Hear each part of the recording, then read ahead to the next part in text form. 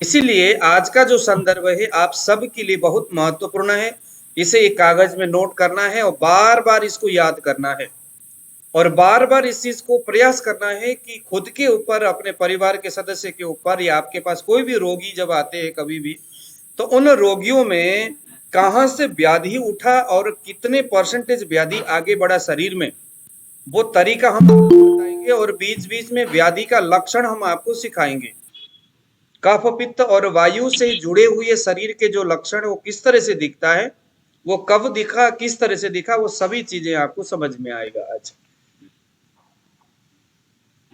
ठीक है जी। देखिए, हमारा जो शरीर है ना, शरीर, अगर आप ये सोचते हो कि भाई मैं कुछ भी ऐसे बाहर की कोई चीजें, है ना, ना खाऊं, बिल्कुल स्वस्थ होकर के अपने घर में मैं रहा हुआ हूँ, कोई दिक्कत नहीं है ना, हेल्दी फल फ्रूट वगैरह में खाता हूँ, नियम आचरण में भी रहता हूँ, सब कुछ आप सही करते हो, लेकिन अगर आपको आयुर्वेद के बारे में नॉलेज नहीं है तो आप फिर भी रोगग्रस्त, व्याधि से पीड़ित आप हो सकते हो। आपको अगर आज जो हम पढ़ाएंगे यह चीज अगर आपको, आपने नोट करके रखा है, तो इसके आगे अगर आप आयुर्वेद नहीं भी जानते हो या सीखते हो तो भी आपके लिए पर्याप्त है। अपने व्याधि को ढूंढने में जो लक्षण आपको दिखेगा, उससे महसूस करने कि भाई मुझे जो हो रहा है मेरे शरीर में वो किस कारण से हो रहा है, उसका हेतु क्या है और उसका इलाज आपको समझ में आएगा। ऋतु के आधार पर, ऋतु के आधार पर यह हमारा जो है, आप चाहो तो लिख लेना, अहगन, पौष, माघ, फाल्गुन, चैत्र, वैशाख, ज्येष्ठ, आषाढ़, श्रावण, भाद्र, आश्विन और कार्तिक, ये 12 महीने होते हैं। इन 12 महीनों का अपना अपना, इन 12 महीनों में जो प्रकृति है वो अलग अलग तरह से, प्रकृति संसाधनों से रसों का उत्पादन करती है। जैसे अहगन और पौष जो महीना है उसे हेमंत ऋतु कहा जाता है। हालांकि ऋतु के संदर्भ में अलग अलग आचार्यों का अपना अलग अलग मत है, कोई किस महीने को किस ऋतु से जोड़ते हैं, लेकिन ज्यादातर देखा गया है, ज्यादातर इसकी जो प्रमाण है, अहगन और पौष महीने को हम हेमंत ऋतु कहेंगे। सुना आप लोगों ने, हेमंत 6 ऋतु होते हैं, हेमंत, शिशिर, वसंत, ग्रीष्म, वर्षा और शरद, ये 6 ऋतु होंगे। हेमंत ऋतु जो अहगन और पौष महीने में होता है, ध्यान से सुनना, उस ऋतु में जो प्रकृति है वो मधुर रस को उत्पन्न करता है। मधुर रस पृथ्वी और जल महाभूत से बना हुआ होता है। पृथ्वी और जल महाभूत कफ दोष को उत्पन्न करने वाला होता है। अब देखो, इसको आप जोड़ते जाओ, इसको जोड़ते जाओ, नहीं तो इस तरह से आप एक कॉलम बना लो, आप चाहो तो आपको ना एक समझना आसान होगा। समृद्धि बेटा, आप भी इसको लिखो, आप जो है ना इसको समझो, और ये आपके लिए बहुत आसान होगा इसको समझना। आज का जो प्रसंग है आप सभी के लिए बहुत महत्वपूर्ण है। अगर आप आयुर्वेदिक वेश में नहीं हो, आपका आयुर्वेद आपको अच्छा नहीं भी आता, अगर इतना भी अगर आपको समझ में आ जाए तो आपके लिए पर्याप्त है। एक सेकंड, आप लोग अपने कागज में, अपने कॉपी में इस तरह से एक कॉलम बना लो और यहां पर एक हो गया, यहां पर लिखिए अहगन और पौष।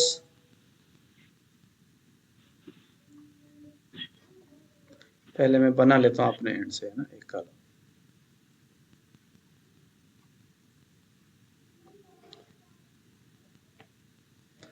ये 6 खाने यहां पर बनाइए आप, 6 खाने, 6 खाने बनाना नीचे।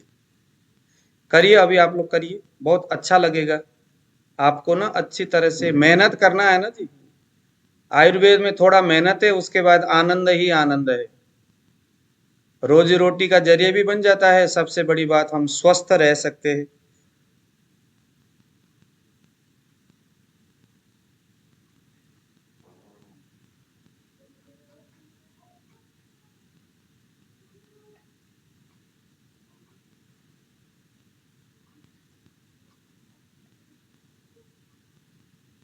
इस तरह से कॉलम बनाइए जरा।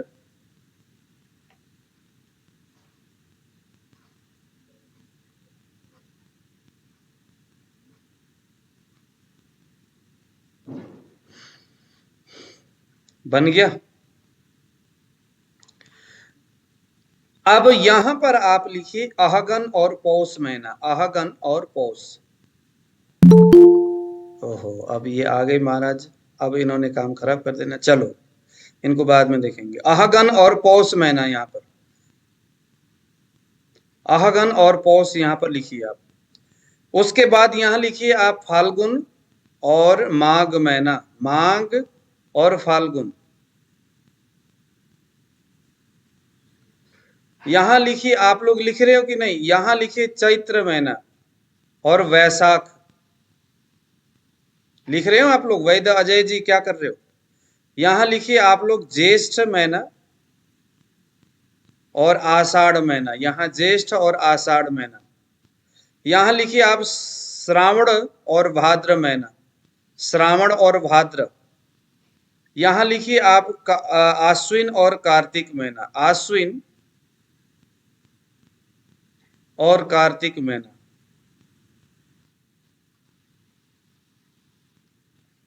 यहां पर आप लिखिए हेमंत ऋतु, 2 महीने का एक ऋतु,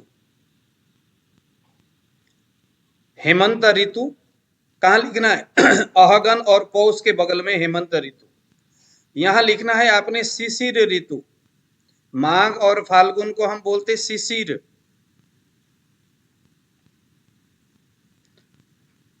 चैत्र और वैशाख को हम बोलते हैं वसंत, वसंत, वसंत ऋतु। ज्येष्ठ और आषाढ़ को हम बोलते हैं ग्रीष्म, ग्रीष्म ऋतु। श्रावण और भाद्र महीना को हम बोलते हैं वर्षा ऋतु।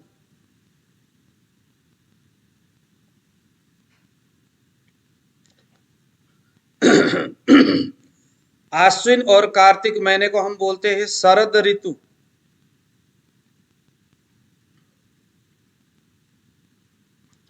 शरद ऋतु। ये एक भाई साहब है ये, ओह ये भी चले गए। अब हो गया ना, वो भी चले गए और इधर भी हो गया काम। क्या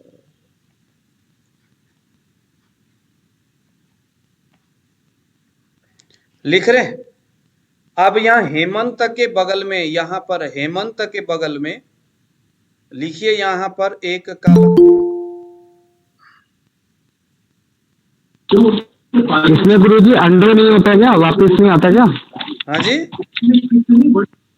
इसमें वापस स्क्रीन में अंडो नहीं होता क्या? क्या नहीं होते? तरीके से समाजवादी पार्टी के जो बड़े नेता बैग जो आपका चला गया, बैग भी तो जा सकता है। उन्होंने शुरू किया था और दूसरे राज्य ऐसा आप कृपया आप बंद करिए जरा अपने ऑडियो को। ओके, सभी लोग अपने अपने ऑडियो बंद करना, जब मेरा क्लास खत्म होगा तो पूछ लेना। ओके, मेरे क्लास खत्म होने के बाद जो पूछना है वो उसको अभी नोट करके रखिए। चलो, हेमंत ऋतु के बाद लिखिए आप उसी कॉलम में एक मधुर लिखिए जरा। हेमंत के बगल में मधुर, शिशिर के बगल में तिक्त रस लिखिए, तिक्त रस, तिक्त। बसंत में लिखिए कषाय। हेलो, नाड़ी परीक्षण का लिंक दिया हुआ है ना जी। अभी तो मेरा क्लास चल रहा है सर, अभी है ना। मैं अभी आपको लिंक दे रहा हूँ, आप व्हाट्सएप में आप मुझे मैसेज करिए। चलिए फटाफट।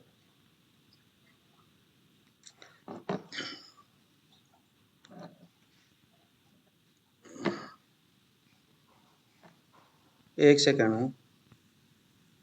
अच्छा, कषाय के बाद ग्रीष्म ऋतु के बगल में लिखिए आप कटु, वर्षा ऋतु के बगल में लिखिए आप अम्ल, शरद ऋतु के बगल में लिखिए आप लवण।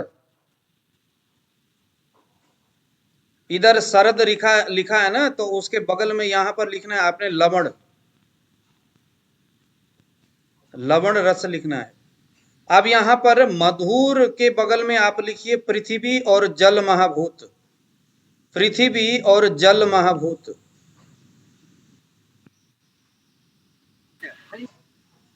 तिक्त के बगल में लिखिए आप आकाश महाभूत।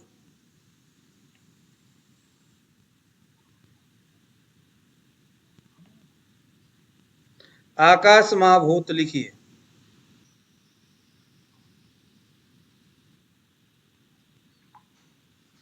कषाय के बगल में लिखिए आप पृथ्वी और वायु, कषाय के बगल में लिखिए आप पृथ्वी और वायु।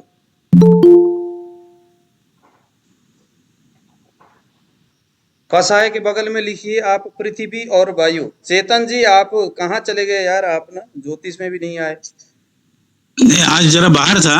अच्छा, थोड़ा लेट हुआ तो सोचा चलो ये क्लास भी मिस नहीं करेंगे। हाँ। इसमें ज्वाइन हो।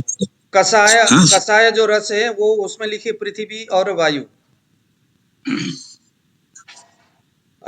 आपने चेतन जी, आपको तो ये पता ही है ना, ये जो हमने जो इसके ऊपर आगन और पौष महीने, हेमंत ऋतु, माघ फाल्गुन शिशिर ऋतु, चैत्र वैशाख वसंत ऋतु, ज्येष्ठ आषाढ़ ग्रीष्म ऋतु, श्रावण भाद्र वर्षा, आश्विन कार्तिक शरद मैंने लिखवाया था।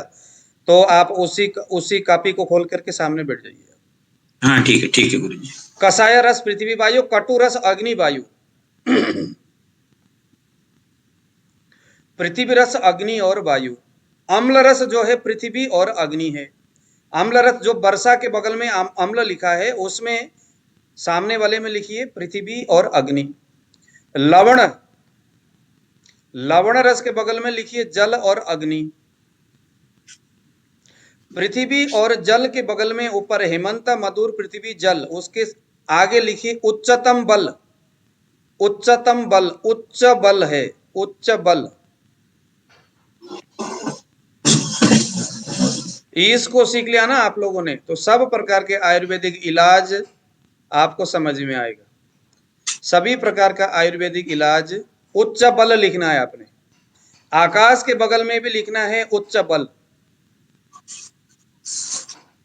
पृथ्वी और वायु, वसंत में लिखना है मध्यम बल,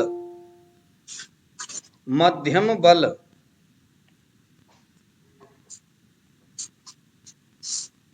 अग्नि और वायु कटु ग्रीष्म, उसके आगे उस कालम में लिखना है अल्प बल। पृथ्वी और अग्नि जल अम्ल जो है पृथ्वी अग्नि अम्ल वर्षा, उसी कालम में लिखना है आगे हीन बल। जल अग्नि लवण शरद वाले कालम में आगे लिखना है मध्यम बली।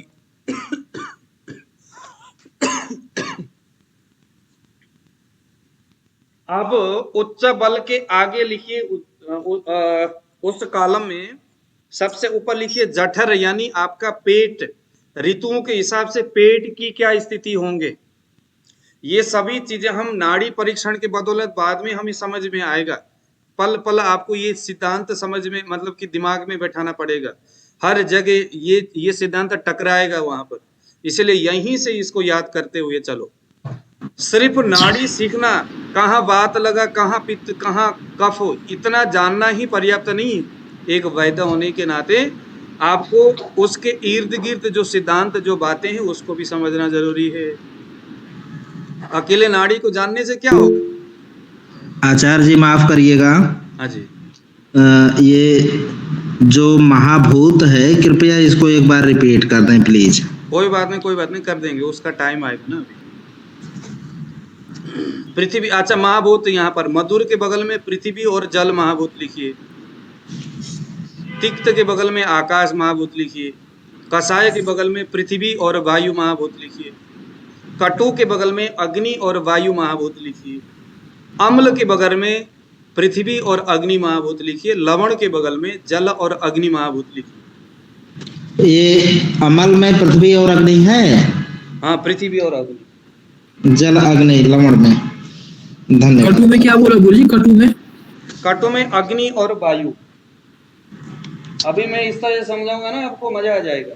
बस अभी इसको आप लिख लो पूरा। आचार्य जी, हाँ जी, उच्च बल जो है कहाँ पर आपने बोले थे?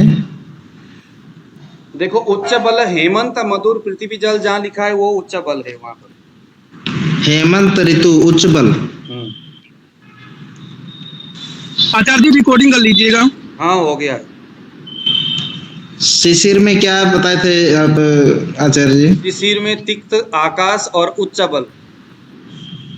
दोनों जगह उच्च बल है। हाँ धन्यवाद।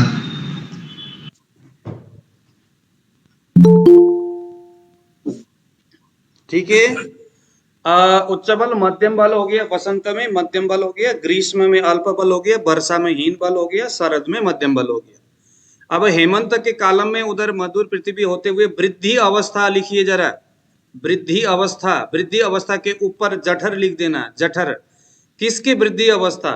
जठर का। हेमंत ऋतु में आपका जो जठराग्नि है वो एकदम वृद्धि अवस्था में होगा, ये समझना है आपने। हेमंत ऋतु में आपका जो शरीर का जठराग्नि है वो वृद्धि अवस्था में होगा। शिशिर ऋतु में आपका जो जठर है वो वृद्धतम अवस्था में होगा, बहुत ज्यादा वृद्धतम अवस्था में होगा। तो शिशिर के बगल में आगे उस कॉलम में वृद्धतम अवस्था लिखिए, एकदम तेज। वसंत के आगे मंद और अल्प लिखिए, मंद और अल्प जठर यानी पेट अग्नि। ग्रीष्म के उसी कॉलम में आगे मध्यम अग्नि लिखिए, मध्यम अग्नि। वर्षा के उसी कॉलम में लिखिए विकृत अग्नि। शरद के उसी कॉलम में लिखिए वृद्ध अग्नि। शरद के उस कॉलम में लिखिए वृद्ध अग्नि, वृद्धावस्था, अग्नि का वृद्धावस्था। वृद्ध मीन्स बूढ़ा नहीं, वृद्धावस्था, वृद्धा, वृद्धावस्था। ठीक है।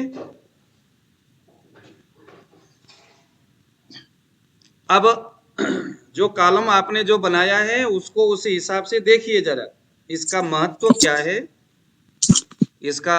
आप लोग कृपया सभी लोग अपने ऑडियो को बंद करना, मैंने बताया था नोट करके रखना है, बाद में जब समझ में नहीं आए तो पूछना है, बीच में नहीं पूछना है। ठीक है, ध्यान से सुनना। जब भी हम कोई आहार विहार करते हैं, कुछ भी आहार विहार करते हैं, अलग अलग महीने में अलग अलग ऋतुओं में एक प्रकार के आहार विहार करते हो अगर, तो वो गर्मी में अलग प्रकार का भाव देने वाला होगा, सर्दी में अलग प्रकार का भाव देने वाला होगा शरीर में। आप सिर्फ दूध पीते रहोगे तो वो दूध गर्मी में अलग हिसाब से शरीर में काम करेगा और सर्दियों में अलग हिसाब से काम करेगा। देखिए, अहगन और पौष महीना वो स्पेसिफिक महीना प्रकृति ने हेमंत ऋतु के करके जाना है। हेमंत ऋतु, हेमंत ऋतु में बताया जाता है, यानी अहगन और पौष महीने में अगर आप सेब खाओगे, अनार खाओगे, पालक खाओगे या कुछ भी खाओ, या दूध पियो, पानी पियो, कुछ भी करो, एक्सरसाइज करो, इधर घूमने जाओ, उधर घूमने जाओ, कुछ भी करो, हर व्यवहार से आपके शरीर में मधुर रस उत्पन्न करेगा। दूध मधुर होता है, लेकिन हेमंत यानी अहगन और पौष महीने में उस दूध के मधुरपन में बढ़ोतरी होगी, क्योंकि प्रकृति ही अपने गर्भ से उस मधुर रस को बढ़ाने का काम करता है। इसीलिए देखना, जितने भी मधुर रस के वजह से होने वाली व्याधि से ग्रसित, जैसे मधुमेह रोगी, ज्यादातर अहगन और पौष महीने में ही मरते हैं। किसी हॉस्पिटल में जाकर के इसको आप देख लो, क्योंकि वो हेमंत ऋतु है, उस समय शरीर में मधुर रस उत्पन्न होता है, बढ़ता है, मतलब क्योंकि हेमंत ऋतु में जो प्रकृति है उसमें जो कुछ भी चीजें हैं वहां पृथ्वी और जल महाभूत की मात्रा दूसरों से ज्यादा होगा। आपने लिखा पृथ्वी जल महाभूत। पृथ्वी और जल महाभूत जो है वो कफ को बढ़ाने वाला महाभूत है। कफ दोष का महाभूत कौन कौन से हैं? पृथ्वी और जल। एक सेकंड, पृथ्वी और जल जो है कफ को, दोबारा आइए। सर ये आपने हेमंत ऋतु का क्या बताया? हेमंत ऋतु का मधुर रस है, पृथ्वी और जल महाभूत है। ठीक है जी जी। तो पृथ्वी और जल महाभूत कफ दोष को उत्पन्न करने वाला है। कफ दोष, कफ जो है शरीर में ब्रह्मण यानी ताकत को पैदा करने वाला, बल को पैदा करने वाला है। हालांकि आगे हम कफ पित्त वात के विषय में विस्तृत चर्चा तो कर ही लेंगे, लेकिन इतना समझ लो कि पृथ्वी और जल महाभूत जैसे आकाश, वायु, अग्नि, जल और पृथ्वी क्रमशः प्रकृति में उत्पन्न हुआ है, जिसमें से सबसे अंत में पृथ्वी, उसके बाद जल महाभूत कफ को उत्पन्न करने वाला है, वहां मधुर रस दिखता है। समझ में आया? मधुर रस होने के वजह से हेमंत ऋतु में आपका जो शरीर है यानी अहगन और पौष महीने में उच्चतम बल वाला होगा। हर चीजें पचेगा, शरीर भी स्फूर्ति रहेगा, शरीर में किसी प्रकार का डायबिटीज के अलावा मधुर पदार्थ को सेवन करने से कोई अगर व्याधि उत्पन्न होती शरीर में या पहले से ऑलरेडी है, तो ऐसे व्याधि के अलावा दूसरे जो व्याधि है वो आगन और पौष महीने में नहीं होते, क्योंकि शरीर में बल का संचय हुआ रहता है। जठर की अगर हम बात करें तो वृद्धि अवस्था है। वृद्धि अवस्था हेमंत ऋतु जो है उच्चतम बल होने के वजह से जठर यानी अग्नि का बढ़ने का अवस्था है। अहगन और पौष, आपने अहगन और पौष महीने में कुछ भी चीजें खाया या कुछ नहीं भी खाया हो तो भी प्रकृति आपके शरीर में मधुर रस को ले जा करके रख देता है।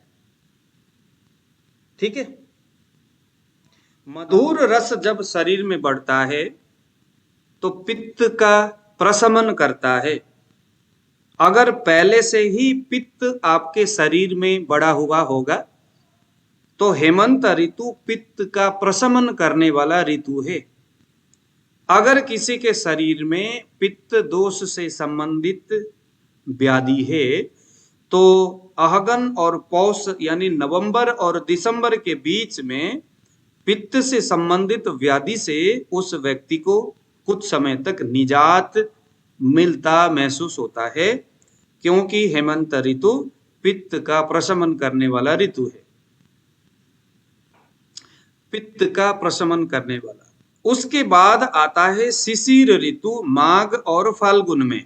यह जनवरी और फरवरी, यह 2 महीना के बीच में होता है। ठीक है जी, जनवरी और फरवरी।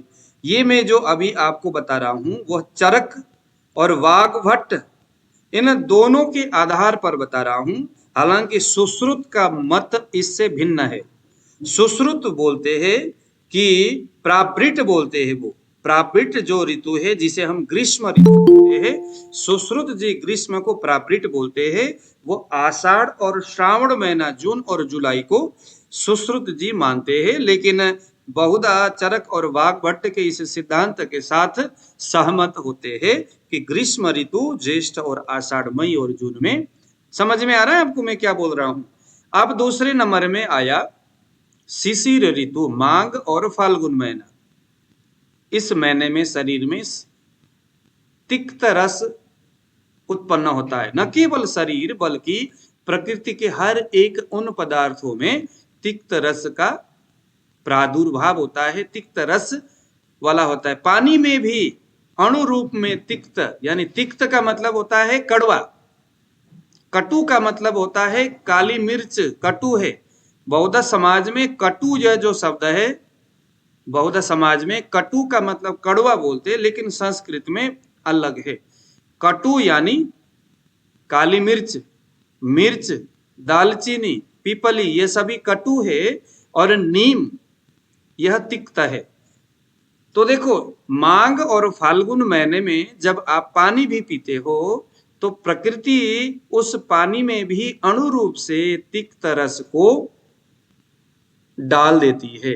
यानी पानी पी करके भी आपके शरीर में तिक्त रस की कमी पूरी हो सकती है।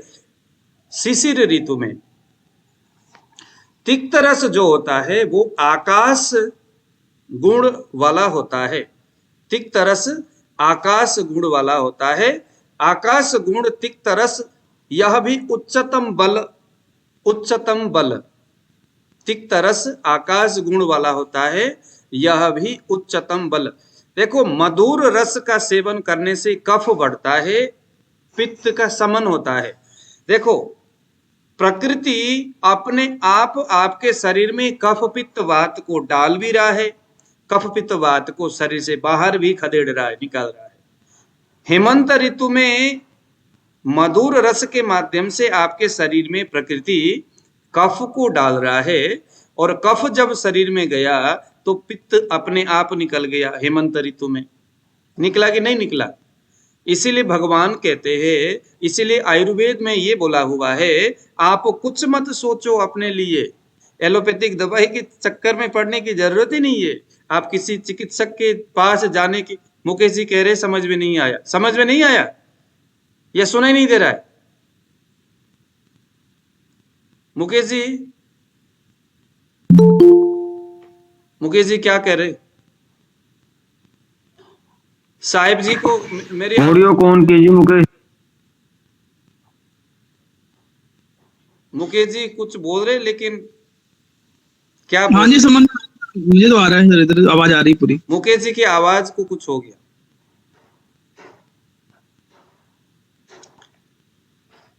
ठीक है, तो हेमंत ऋतु में पित्त समन होता है, क्योंकि मधुर रस उत्पन्न होता है। मधुर रस पृथ्वी जल महाभूत वाला है।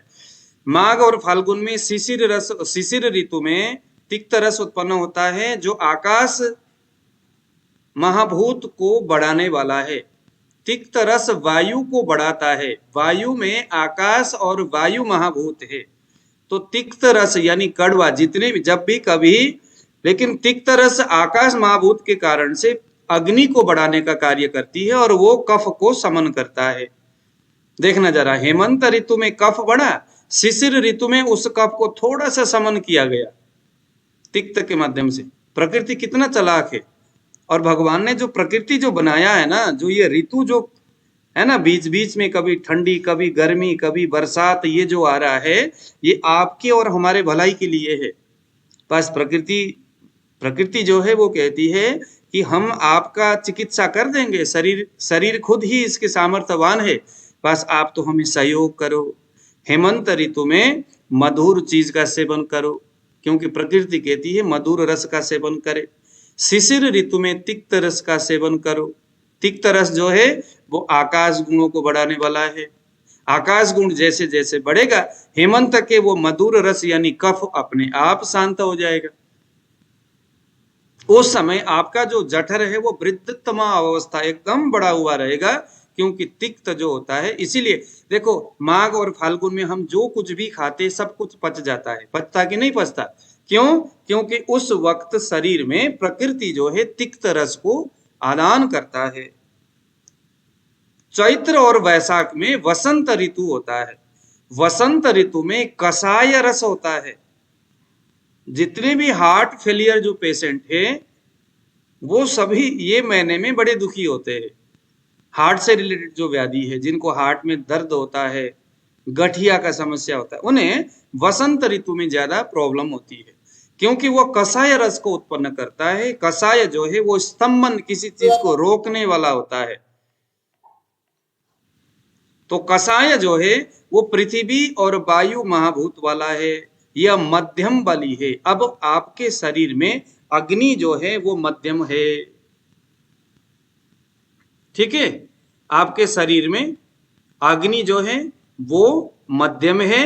मध्यम अग्नि होने के वजह से वसंत ऋतु में कफ का संचय अवस्था क्या कहते हैं, इसमें आपका प्रकोप अवस्था होगा। शिशिर ऋतु में, शिशिर जो ऋतु है उसमें तिक्त होने के वजह से शिशिर ऋतु में कफ का संचय होगा। वसंत ऋतु में क्या होगा, कफ का प्रकोप होगा। वर्षा ठीक है, कफ का प्रकोप होगा।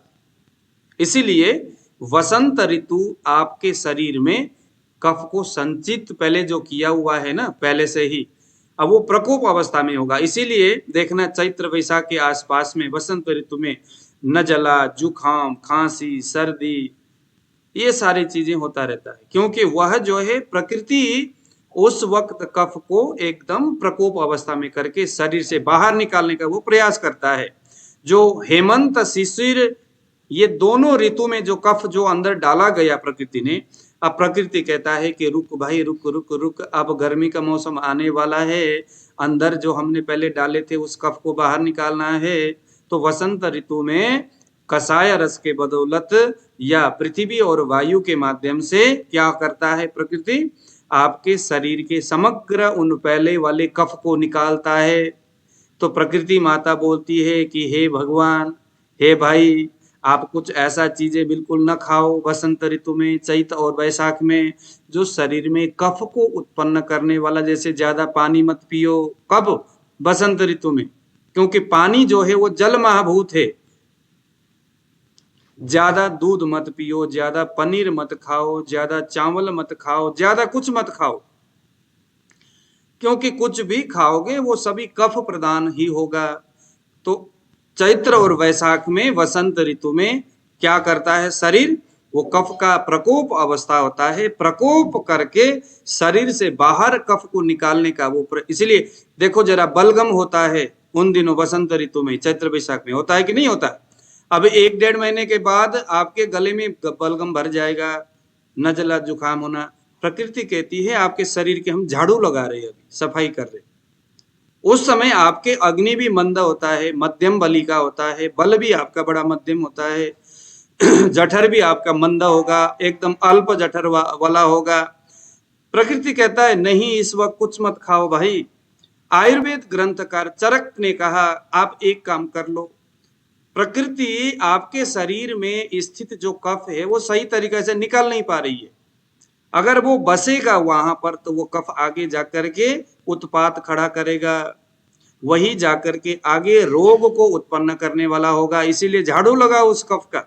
जितना भी कफ संचित हुआ था हेमंत और शिशिर में, बसंत ऋतु में आप उसका पंचकर्म में वमन क्रिया करो।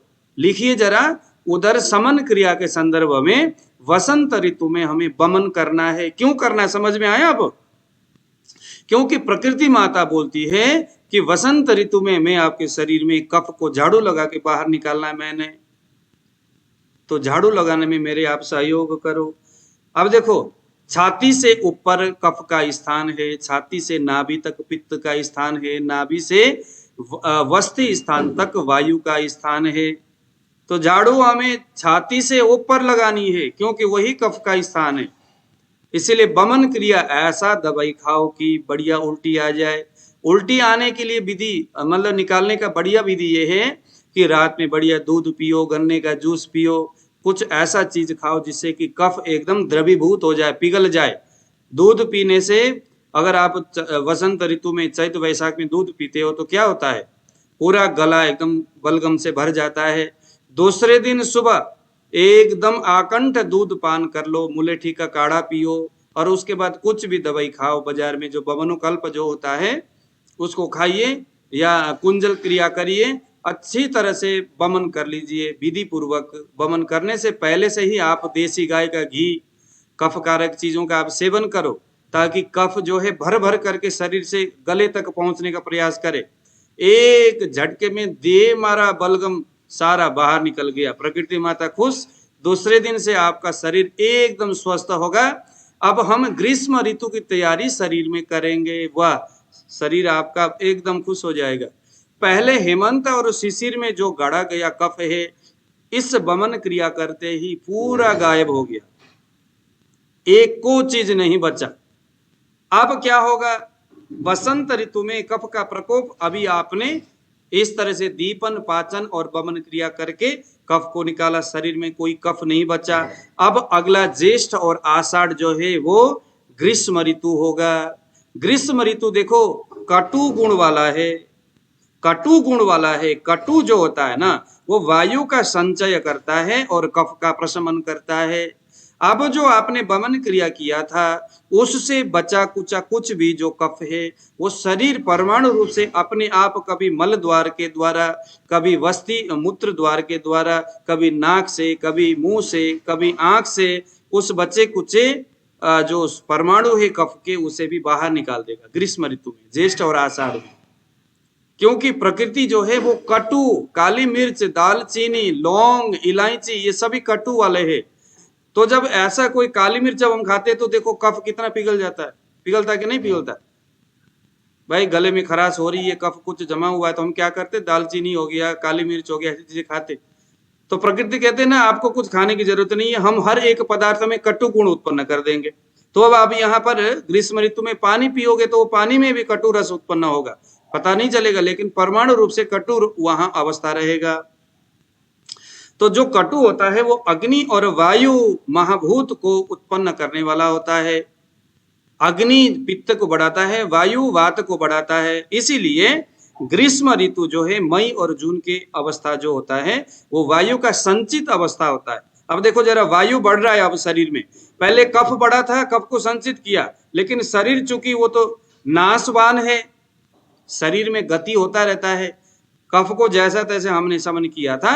अब देखो वसंत, यहाँ ग्रीष्म ऋतु आते आते क्या हो गया, अग्नि के माध्यम से यहाँ पर क्या हो गया, अग्नि जैसे ही बढ़ा तो उस अग्नि ने कफ का प्रशमन किया, और वायु के वजह से वायु का अब यहाँ संचय भी हो रहा है, थोड़ा थोड़ा शरीर में अब वायु भी बढ़ेगा। जब वायु बढ़ेगा तो अल्प बल होगा, अल्प बल, थोड़ा सा बल की कमी होगी, मध्यम बल होगा। लेकिन इस वक्त ग्रीष्म ऋतु से ही आपके शरीर में वात दोष गड़ा जाता है। जरूरी है भाई, वायु की जरूरत है, क्योंकि गति के बगैर वो कफ को निकालने का यह प्रयत्न किया गया। वर्षा ऋतु में अम्ल गुण बढ़ जाता है, तो जैसे ही अम्ल गुण बढ़ेगा तो पित्त का संचय होगा और वायु एकदम प्रकोप अवस्था में आ जाएगा। पित्त का संचय अवस्था और वायु का प्रकोप अवस्था हो जाएगा।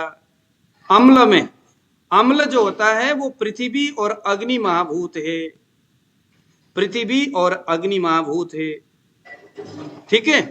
तो यहां पर क्या होगा, वायु प्रकोप अवस्था में होगा और पित्त जो है संचित अवस्था में होगा,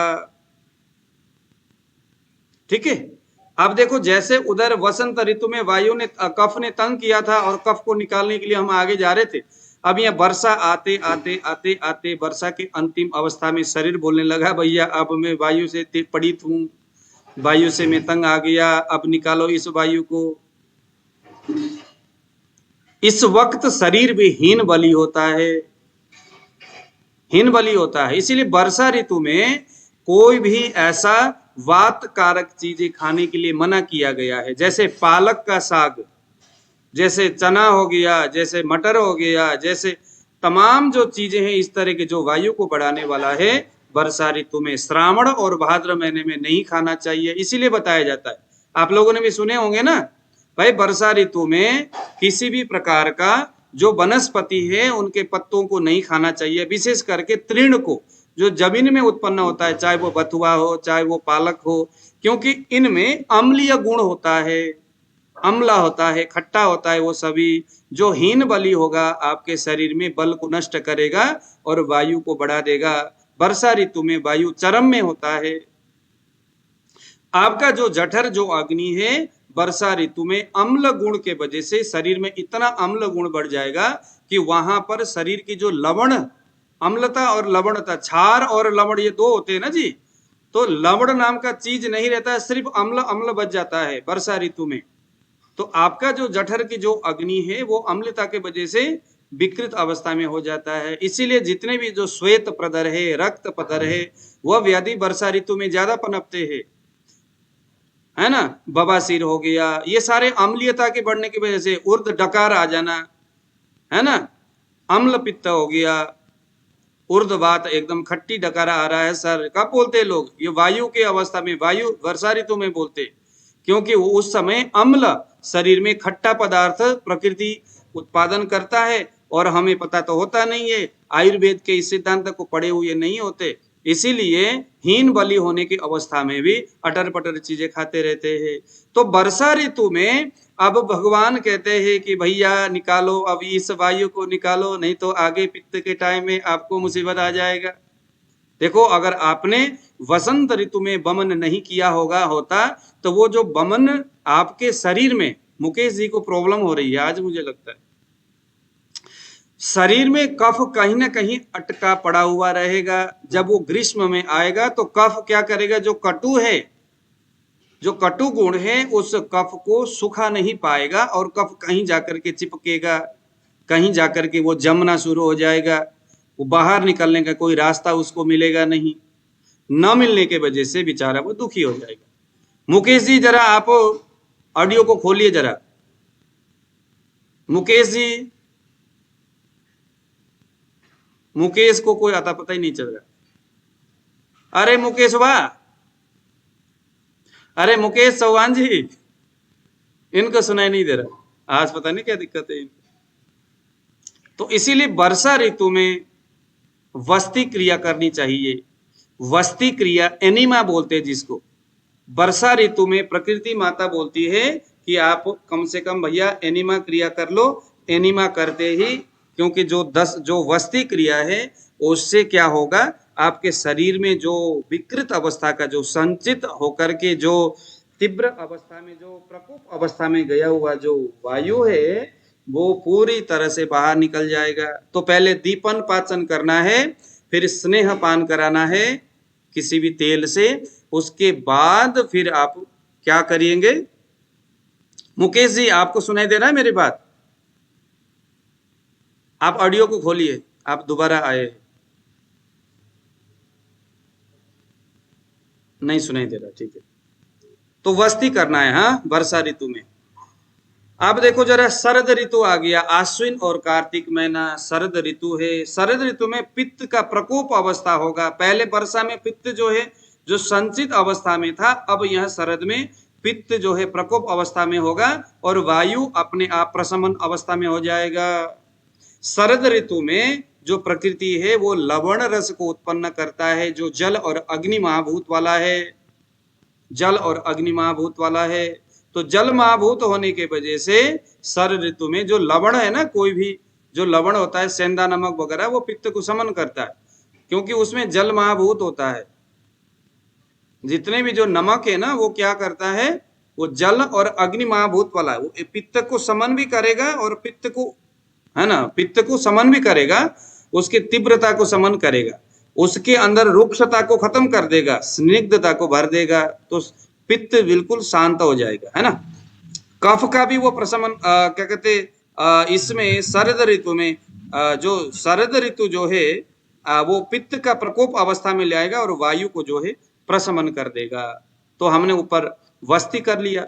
तो शरद ऋतु में जल और अग्नि महाभूत लवण उत्पन्न होगा। मध्यम बलि एकदम जो है कि अग्नि तीव्र अवस्था में होगा। तो तीव्र अवस्था में अग्नि जब चला जाता है तो फिर शरीर में कई प्रकार के व्याधि, पित्त से संबंधित व्याधि जो है शरद ऋतु में होते हैं। तो वहां पर आपको फिर एक बार विरेचन कर्म करना होगा, यानी कि स्ट्रोंगली आप यहाँ पर विरेचन, लूज मोशन वाली दवाई दे दो, ठीक है। तो इस तरह से जो 6 ऋतु है वो कभी कफ को उत्पन्न करेगा, हेमंत ऋतु और शिशिर ऋतु के माध्यम से। तो वसंत ऋतु में अपने आप कफ समन हो जाएगा, बट आपको क्या करना होगा, वमन क्रिया करना होगा। कब करना होगा, शिशिर के अंत में, वसंत के प्रारंभ में। अब आगे ग्रीष्म ऋतु में वायु थोड़ा सा संचित होगा और वर्षा ऋतु में जो वायु है वो प्रकोप में आ जाएगा, तो वर्षा में आप वस्ती कर लो, वायु समन हो गया। वर्षा में पित्त जो है वो संचित होगा और शरद में पित्त जो है वो प्रकोप अवस्था में जाएगा। प्रकोप मीन्स बहुत ज्यादा बढ़ जाना शरीर में पित्त का। तो शरद में आप विरेचन कर लो, रक्त मोक्षण कर लो। रक्त मोक्षण भी पित्त को समन करने वाला होता है। तो शरद ऋतु यानी आश्विन और कार्तिक महीने में शरद ऋतु अच्छी तरह से इसका आपका पित्त का समन होगा। तो इसी तरह से दोष बनेगा और उस दोष के वजह से शरीर के कुछ परमाणुओं को बनाएगा। जब उसका प्रकोप अवस्था होगा तो उसको समन कर दो, तो प्राकृतिक अवस्था से आप हमेशा स्वस्थ बने रहेंगे। ठीक है, अगर आपको स्वस्थ रहना है तो इस नियम को, प्रकृति के इस नियम को हमेशा अपने शरीर में लागू रखना है। रोगी के शरीर में इसी आधार पर हमें अपने चिकित्सा के लाइन ऑफ ट्रीटमेंट को हमें व्यवस्थित रखना है। अगर आपके सामने कोई रोगी मान लो कि वर्षा ऋतु शरद ऋतु में आता है, तो शरद ऋतु में आने का मतलब है उसके शरीर में क्या हो रहा है, उसके शरीर में वर्षा ऋतु में पित्त संचित होकर के अभी शरद ऋतु में यानी कार्तिक और आश्विन और कार्तिक महीने में एकदम उबड़ते हुए पित्त को लेकर के वो आया हुआ है शरद ऋतु में। तो तुरंत सबसे पहले उसका हम विरेचन क्रिया बढ़िया सा करके फिर अपना चिकित्सा शुरू करेंगे। आपके पास अगर हेमंत ऋतु में कोई व्यक्ति आता है यानी नवंबर और दिसंबर के बीच में, तो हम क्या करेंगे, हम ये जान करके कि भाई इसके शरीर में अभी पित्त शरद के बाद जो है ना, पित्त तो आपने विरेचन किया लेकिन उसने तो विरेचन तो नहीं किया होगा, वो प्राकृतिक इन नियमों को जानता भी नहीं होगा, थोड़ा बहुत जानता है तो मानता भी नहीं होगा। लेकिन हमें एक आयुर्वेदिक चिकित्सक होने के नाते इस नियम को इग्नोर नहीं करना है। शरद के बाद अगर वो हेमंत ऋतु में आपके पास आता है तो हमें क्या सोचना होगा, इसके शरीर में पित्त जो है वो संचित प्रकोप अवस्था से अब ये पीड़ित है। तो पहले हमें क्या करना होगा, इसके विरेचन कराना होगा हेमंत ऋतु में भी। ठीक है, मधुर रस प्रकृति अपना कार्य जरूर करेगी लेकिन शरीर तो पहले से बिगड़ा हुआ है ना। तो हेमंत ऋतु में भी हमें क्या करना होगा, यानी कि नवंबर दिसंबर में आया हुआ जो पेशेंट है उसका भी एक बढ़िया सा विरेचन करके, अगर कोई शिशिर और वसंत ऋतु में आता है तो फिर बढ़िया सा एक आप उसको विरेचन करके फिर उसके बाद चिकित्सा दे दो। तो यह क्रम अगर आप चालू रखेंगे, यह क्रम अगर आप रोगी के शरीर में देखेंगे तो फिर नहीं तो फिर तो बस नाड़ी देखते रह जाओगे। दोष तो समझ में आ गया लेकिन इलाज में कुछ नहीं होगा। तो आयुर्वेद का ये जो प्रिंसिपल है, आयुर्वेद का यह जो सिद्धांत है, इस सिद्धांत को हमें इग्नोर नहीं करना है। इस प्रकृति के हेमंत, शिशिर, वसंत, ग्रीष्म, वर्षा और शरद, यह जो 6 ऋतु है, इस ऋतु ने किस तरह से हमारे शरीर में कफ, पित्त और वायु को शरीर में आधान, उसका प्रशमन और वो प्रकोप करता है, उस स्थिति को देख करके हमें चिकित्सा देना है। देखो, सूर्य प्रधान आदान काल होता है। शिशिर, वसंत, ग्रीष्म ऋतु को उत्तरायण बोलते हैं, इसे आदान काल बोला जाता है। ऊपर देखिए, शिशिर, वसंत और ग्रीष्म ऋतु, इसे हम उत्तरायण बोलते हैं। यह सूर्य प्रधान होता है और ये इसे हम आदान काल बोलते हैं। यहाँ तिक्त, कटु और कषाय, यह 3 रस प्रकृति उत्पन्न करता है। तिक्त, कटु और कषाय रस के बदौलत सूर्य प्रधान यह सारी स्थिति है, तो यह शरीर में शोषण कर्म करता है।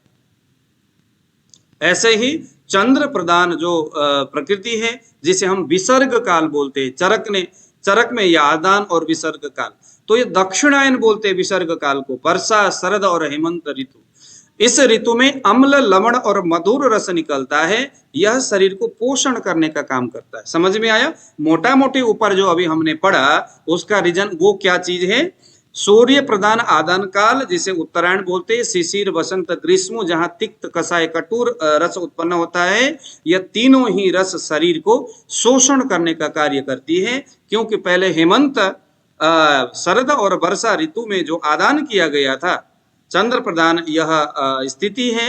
विसर्ग काल बोलते, दक्षिणायन है ये, इसे दक्षिणायन बोलेंगे। तो यहाँ ये क्या करता है, शरीर में पोषण। तो एक ऋतु में 6 ऋतु में से 3 ऋतु, वसंत, वर्षा, शरद और हेमंत ऋतु शरीर को पोषण करता है, वहां कफ को डालता है, शरीर को शरीर को मजबूत करने के लिए कुछ न कुछ अंदर डालता है, और शिशिर वसंत ऋतु में, वसंत और ग्रीष्म ऋतु में उन पहले डाले हुए पोषण युक्त उन चीजों को बाहर निकालने का वो प्रकृति काम करती है। इसलिए हमें प्रकृति के इस नियम को इग्नोर नहीं करना है। एक सच्चा चिकित्सक वही है जो इस सूर्य प्रधान आदान काल और चंद्र प्रधान विसर्ग काल, विसर्ग का मतलब शरीर में डालना, आदान का मतलब शरीर से निकालना, ठीक है जी। इसीलिए दक्षिणायन के समय में देखो, हेमंत, शरद और वर्षा ऋतु में क्या होता है, शरीर एकदम लगता है बलवान हो गया, लगता है कि नहीं लगता? सर्दी के मौसम में कितना अच्छा लगता है, शरीर भी एकदम मजा आ गया, क्या बात है, शरीर में ताकत भी आ रहा है। ताकत के गोली खाने वाले सर्दी में नहीं खाते, और गर्मी आते ही सारे तरह तरह के गोलियां शुरू हो जाती है। हाँ जी सर, इधर दर्द है, उधर दर्द है, ये कमजोरी आ रही है, चक्कर आ रही है। क्यों? क्योंकि जो आदान काल जो है वो सूर्य प्रधान है। सूर्य की किरण यानी तेज जो है आपके शरीर की वो सभी चीजों को जो सर्दी के मौसम में डाला गया था उसे खींच खींच के बाहर निकालती है। अगर वो नहीं निकालेगा इस तरह से तो शरीर में चीजें भरता जाएगा, वही हमें फिर पीड़ा देना शुरू करेगा। तो प्रकृति जानती है इस बात को, इसीलिए शरीर में डालना और शरीर से बाहर निकालना क्रमबद्ध तरीका से, इसी तरह से ये सारी चीजें होता रहता है, ठीक है। तो इसी तरह से कफ, पित्त और वात, ये जो चीजें हैं शरीर में बनता है, ठीक है।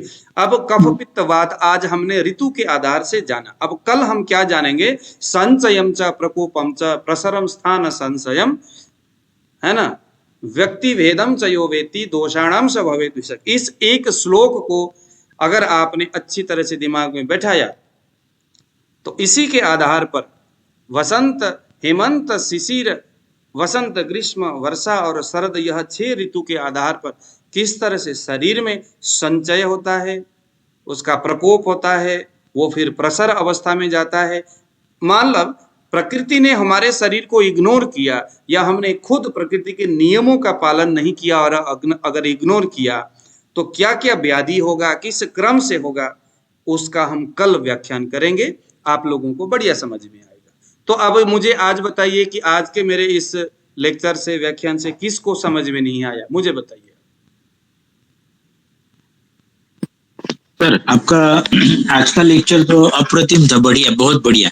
लेकिन किसी ने अगर ये पूरा टेबल जो बनाया होगा तो जरा साइड पे इस पे डालो ना, एक फोटो डालो ना, कोई टेबल